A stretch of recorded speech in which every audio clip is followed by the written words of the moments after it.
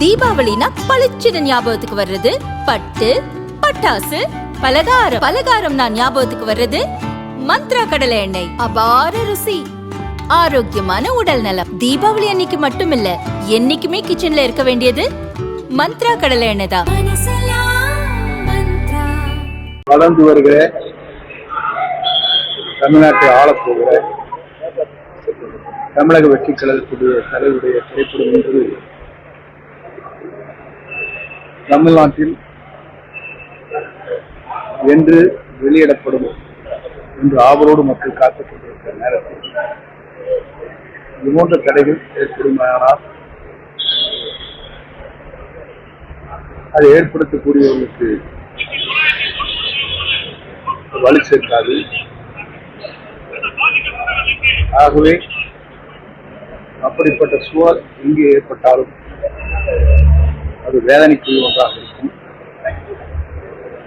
மக்கள் அதை உண்மையிலேயே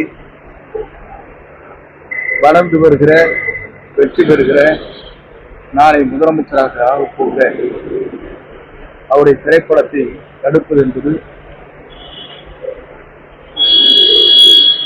சரியாக இருக்காது.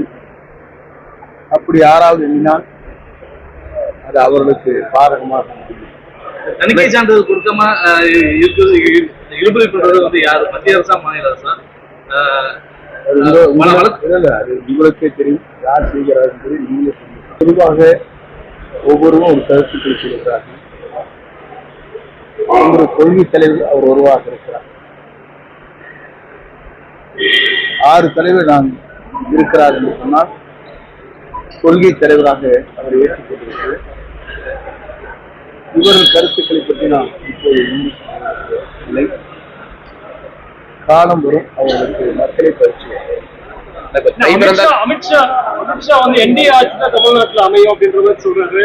ஆனா எடப்பாடி வந்துட்டு என்ன சொல்றாருன்னா அதிமுக ஆட்சி தான் அமையுன்றாரு. தனிப்பெரும் பெரும்பாலும் ஆட்சி அமைப்புன்றாரு. 5000 ரூபாய் கொடுக்குறாரு நாங்க ஆட்சிக்கு வந்ததுக்கு அப்புறம் ஒவ்வொரு ரேஷன் கார்டுக்கும். ஒவ்வொருடைய கருத்தும் ஒவ்வொன்றாக இருக்கிறது.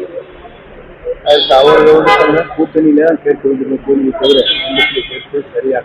ஆனா தமிழக அரசு இன்னைக்கு இந்த லேப்டாப் எல்லாம் இன்னைக்கு ஃபுல்லா ரிலீஸ் பண்ணிருக்காங்க. தமிழகம் முழுவதும் முதலமைச்சர் திறந்து வச்சிருக்காரு. அதே போன்ற இந்த 3000 ரூபாய் ரேஷன் கார்டு கொடுத்துருக்காங்க. எப்படி பாக்குறீங்க? 5 ஆண்டுக்கு முன்னாலே வழங்கியிருக்க வேண்டும்.